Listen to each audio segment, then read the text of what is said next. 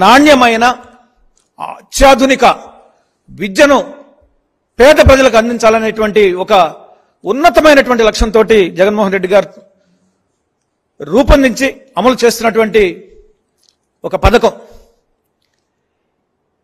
ఈ పథకం బ్రహ్మాండంగా అమలవుతున్నటువంటి సమయంలో పచ్చ మీడియా ఏమంటుందంటే దాదాపు 1,00,000కు పైగా తల్లులకు ఈ పథకాన్ని తగ్గించేశారు అని ఒక దుష్ప్రచారం చేస్తా ఉన్నారు. ఇది ఎంత దారుణం అంటే ఇప్పుడు 2019-20లో 42.38 మంది తల్లులకు అక్షరాల 6,30,348 కోట్ల రూపాయల నిధులను అమ్మఒడి పథకం ద్వారా అందించడం జరిగింది. నేరుగా వారి ఖాతాల్లోకి వేయడం జరిగింది. 1922-23లో 42.68 లక్షల మంది తల్లులకు 29,000 అంటే సుమారు 6,398 కోట్ల రూపాయలని వారి ఖాతాల్లో జమ చేయడం జరిగింది. అంటే 2019-20తో పోల్చుకుంటే 29,000 మంది తల్లులు సంఖ్య పెరిగింది, విద్యార్థుల సంఖ్య పెరిగింది.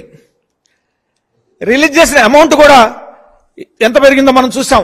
6,348 కోట్ల నుంచి 6,393 కోట్లు పెరగటం జరిగింది.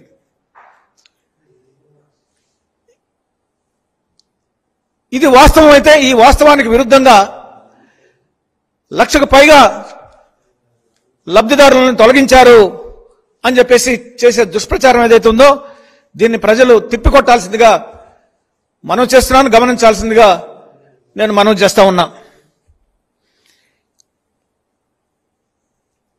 నాడు నేడు పథకం కింద అక్షరాల 73,000 కోట్ల రూపాయల నిధుల్ని మంజూరు చేసి ప్రభుత్వ పాఠశాలలన్నిటిని కూడా అత్యాధునికంగా తీర్చిదిద్ది మౌలిక వసతులన్నిటిని కూడా బాగు చేసి కార్పొరేట్ స్థాయి స్కూల్స్కి ఏ మాత్రం తగ్గకుండా ధనిక పిల్లలు చదువుకునేటువంటి స్కూల్స్కి ఏ మాత్రం కూడా తీసిపోకుండా వాటిని ప్రభుత్వ పాఠశాలను తీర్చిదిద్దటం మనం చూసాం, కళ్ళారా కనిపిస్తా ఉన్నాయి. ఇదేమీ దాచుకునే విషయం కాదు. ఏ ప్రభుత్వ పాఠశాలకు వెళ్ళినా కానీ ఎప్పుడు వెళ్ళినా ఎవరు వెళ్ళినా కళ్ళారా కళ్ళకు కట్టినట్టు చూడవచ్చు.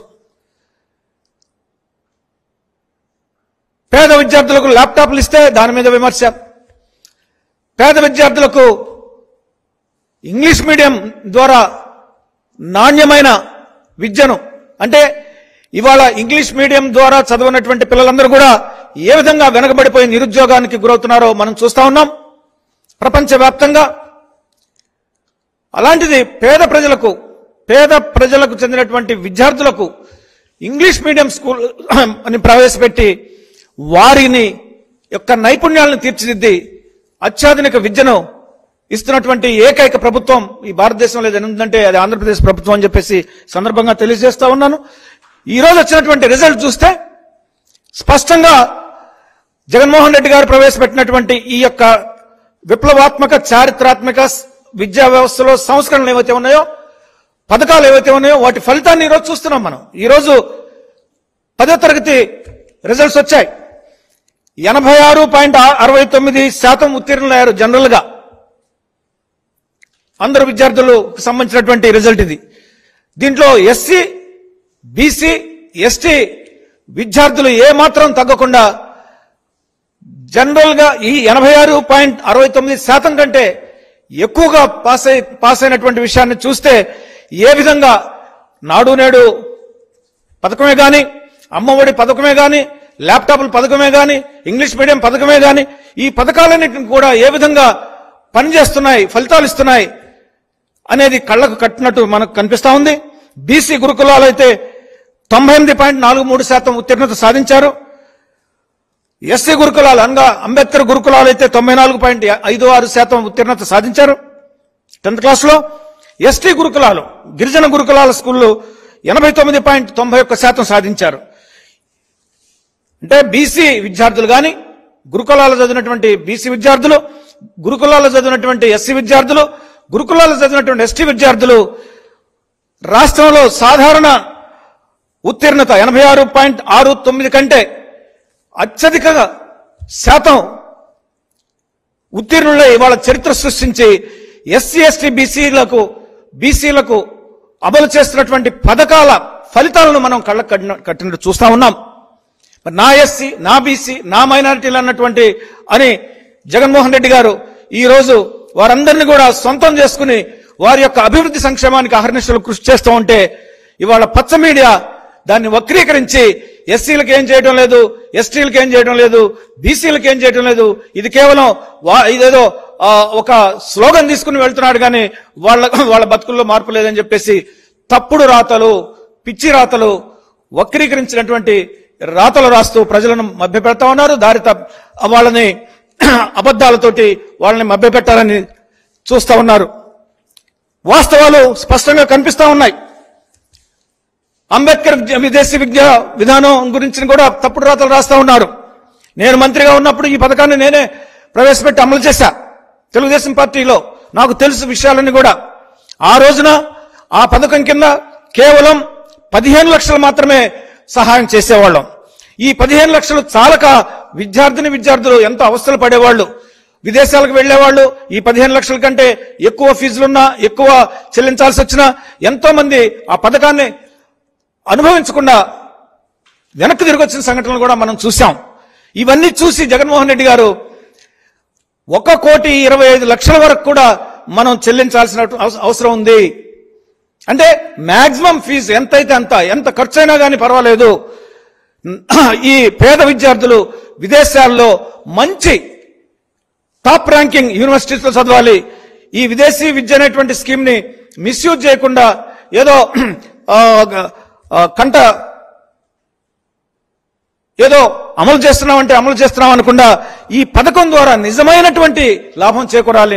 నిజంగా వీళ్ళు అత్యాధునిక విద్య, అత్యున్నతమైనటువంటి ప్రపంచంలో అగ్రగామి పేరు మోసినటువంటి యూనివర్సిటీలో చదవాలి. దానికి ఎంత ఖర్చైనా పర్వాలేదు, 1,25,00,000 ప్రభుత్వం చెల్లించడానికి సిద్ధంగా ఉందని చెప్పేసి ఈ పథకాన్ని అమలు చేస్తుంటే ఈ పథకాన్ని సరిగా అమలు చేయట్లేదని చెప్పేసి పచ్చ మీడియా కారు కూతలకు వస్తా ఉంది. దీన్ని ప్రజలు నమ్మవద్దని చెప్పేసి నేను తెలియజేస్తా ఉన్నా మిత్రులారా. ఇప్పుడు ఎన్ఎస్ఎఫ్డిసి పథకం రద్దు చేశారని చెప్తా ఉన్నారు. ఎన్ఎస్టిడిఎఫ్సి అంటే national scheduled tribes financial development corporation కూడా అక్కడి నుంచి కేంద్రం నుంచి వచ్చే నిధులు కూడా ఆపివేశారని చెప్పేసి రాస్తా ఉన్నారు. ఇంతకుముందు గత ప్రభుత్వం ఇన్నోవా కార్లు ఇచ్చింది, మహా ఇస్తే 150-200 మందికి ఇచ్చింది. ఎవరికి ఇచ్చారు ఈ ఇన్నోవా కార్లు? దళారులకు ఇచ్చారు, పార్టీ కార్యకర్తలకు ఇచ్చారు, బెనామీలకు ఇచ్చారు.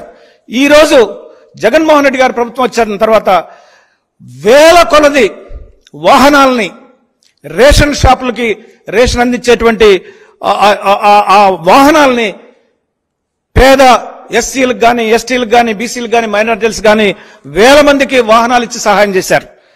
ఇది మీకు కనబడటం లేదా? 100-120 మందే కనిపిస్తున్నారు కానీ వేల కొలది నిరుద్యోగులకు, రేషన్ షాపులకు ఈ వస్తువులు సప్లై చేయడానికి ఇచ్చినటువంటి వేల కొలది వాహనాలని అవి మీ కళ్ళకు కనిపించట్లేదా అని చెప్పేసి నేను ఈ పచ్చ మీడియాని ప్రశ్నిస్తా ఉన్నాం, ప్రజలని అడుగుతా ఉన్నాం. బెస్ట్ అవైలబుల్ స్కూల్స్ అంటారు. బెస్ట్ అవైలబుల్ స్కూల్స్ పథకాన్ని రద్దు చేసింది జగన్మోహన్ రెడ్డి ప్రభుత్వం అని చెప్పేసి తప్పుడు రాతలు రాస్తా ఉన్నారు. బెస్ట్ అవైలబుల్ పథకం కింద పేద విద్యార్థుల్ని కార్పొరేట్ స్కూల్స్ లో చేర్పించి వాళ్ళకి ఫీజులు కట్టేవాళ్ళం. దానికి ఎంతమంది పాస్ అవుతున్నారో మనకైతే తెలియదు కానీ బాగుపడింది మాత్రం ప్రైవేటు కార్పొరేట్ వ్యవస్థలు. ప్రైవేట్ కార్పొరేట్ వ్యవస్థలు బాగుపడ్డాయి. వాళ్ళు ప్రభుత్వ సొమ్ముని పేద బిడ్డల ఫీజుల ద్వారా వాళ్ళు ఆదాయాన్ని పెంచుకున్నారు కానీ వాళ్ళు బాగుపడ్డారు కానీ పేద విద్యార్థులు బాగుపడలేదు. ఇవాళ ప్రభుత్వ పాఠశాలల్లో నాడు నేడు పథకం కింద అత్యాధునిక నాణ్యమైన విద్యను తల్లిదండ్రులకు భారం లేకుండా అందిస్తున్నటువంటి ప్రభుత్వం జగన్మోహన్ రెడ్డి గారి ప్రభుత్వం. ఈ బెస్ట్ అవైలబుల్ స్కూల్స్ కంటే 1000 రెట్లు మెరుగ్గా ప్రభుత్వ పాఠశాలలోనే ఇంగ్లీష్ మీడియం స్కూల్స్ లో పేద పిల్లలను చదివిస్తున్న విషయం గమనించాల్సిందిగా నేను సవినయంగా కోరుతా ఉన్నాను. ఈ విధంగా మిత్రులారా ఇంకా ల్యాండ్ పర్చేజింగ్ స్కీమ్ రద్దు చేశారని చెప్పేసి ఒక తప్పుడు ప్రచారం చేస్తా ఉన్నారు. నేను అడుగుతా ఉన్నాను, ల్యాండ్ పర్చేసింగ్ స్కీమ్ కింద గతంలో స్కాములు జరిగాయి. ధనిక వర్గాల భూముల్ని పేద వర్గాల పేర్లు రాసి బెనామీ పేర్లు రాసుకుని ₹1,00,000 ఉన్నటువంటి భూమిని 10 లక్షలు 15 లక్షలకు అమ్మేసి బాగుపడింది ధనిక వర్గాలు, పెత్తందారులు గాని అసలైనటువంటి దళితులు ఎవరు ఈ స్కీమ్ కింద బాగుపడలేదు. అంటే దళారులకు ఉపయోగపడేటువంటి స్కీములు, ధనికులకు ఉపయోగపడేటువంటి స్కీములు, పేద ప్రజల పేర్లు రాసుకుని బెనామీ పేర్ల ఉపయోగపడేటువంటి స్కీముల్ని ప్రోత్సహించినటువంటి ప్రభుత్వం టీడీపీ ప్రభుత్వం. ఎందుకంటే అది పెత్తందారీ ప్రభుత్వం కాబట్టి పెత్తందారులు లబ్ధి పొందాలని చూసేటువంటి ప్రభుత్వం. జగన్మోహన్ రెడ్డి గారి ప్రభుత్వం, వైఎస్ఆర్సీపీ పార్టీ ప్రభుత్వం అసలు సిసలైనటువంటి పేద వర్గాలని ఆదుకుని వారిని ఆర్థికంగా, సామాజికంగా, రాజకీయంగా అన్ని రంగాల్లో ముందుకు తీసుకువెళ్లేటువంటి ప్రభుత్వం అని చెప్పేసి ఈ సందర్భంగా నేను తెలియజేస్తా ఉన్నాను. మిత్రులారా, ఈరోజు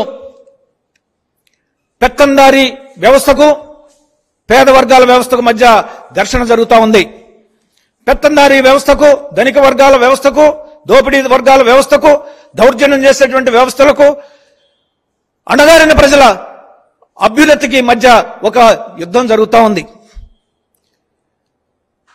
అణగారిన పక్షాలను నిలబడి, పేదల పక్షాన నిలబడి, చేయుతనిస్తూ, అండగా ఉంటూ అనేక పథకాల ద్వారా అక్షరాల 2,73,000 కోట్ల రూపాయల నిధుల్ని నేరుగా అనేక పథకాల ద్వారా మరి లబ్ధిదారుల ఖాతాలకు జమ చేసినటువంటి ప్రభుత్వం ఏదైనా ఉంది అంటే అది జగన్మోహన్ రెడ్డి గారి ప్రభుత్వం ఈ సందర్భంగా తెలియజేస్తూ, ఈ పెత్తందారీ వ్యవస్థకు, వర్గాలకు, పేద వర్గాలకు మధ్య జరుగుతున్నటువంటి ఘర్షణ ఈరోజు ఎలక్షన్లో మనం చూస్తా ఉన్నాం.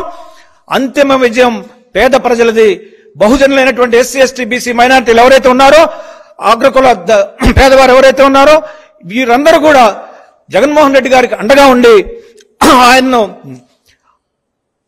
ఆయన ఆశీర్వదించి మరలా సంక్షేమ రాజ్యం కొనసాగాలి, సంక్షేమ పథకాలు కొనసాగాలి, ఈ అభివృద్ధి నిరాఘాటంగా ముందుకు వెళ్ళాలి, ఈ రాష్ట్రం బాగుపడాలి, ముఖ్యంగా అణగారిన ప్రజలు ఉన్నత స్థాయికి రావాలి, పేద ప్రజలు అభ్యున్నతిని సాధించాలి, ఎస్సీ, ఎస్టీ, బీసీ, మైనారిటీలందరూ కూడా అగ్రకుల ధనికులకు సమానంగా అవకాశాలు పొంది ఆర్థిక అసమానతలు తగ్గి సమసమాజ నిర్మాణం జరగడానికి, బాబాసాహెబ్ డాక్టర్ అంబేద్కర్ కోరుకున్నటువంటి బాటలో ముందుకు వెళ్ళడానికి, ఆయన కలను నిజం చేయడానికి జగన్మోహన్ రెడ్డి గారిని అడుగు బిగించారు. కాబట్టి ఆయన పక్షాన్ని నిలబడి మరలా వారిని సీఎంగా, ముఖ్యమంత్రిగా చేసుకుని ఈ అభివృద్ధిని, సంక్షేమాన్ని ముందుకు తీసుకువెళ్లాల్సి